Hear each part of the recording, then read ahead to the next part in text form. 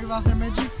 Právě jsem otevřel nový kanál, YouTube kanál, jmenuje se Magic Music TV, kde přijdu s novou skladbou Závist.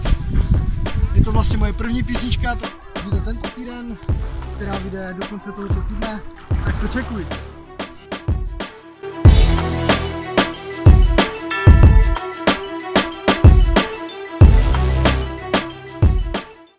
Čekuj!